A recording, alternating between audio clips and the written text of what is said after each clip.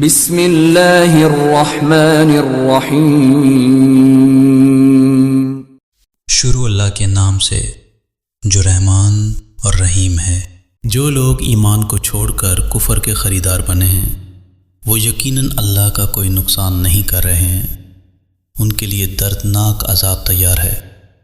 یہ ڈھیل جو ہم انہیں دیے جاتے ہیں اس کو یہ کافر اپنے حق میں بہتری نہ سمجھیں، ہم تو انہیں اس لیے ڈھیل دے رہے ہیں کہ یہ خوب بارے گناہ سمیٹ لیں، پھر ان کے لیے سخت ذلیل کرنے والی سزا ہے۔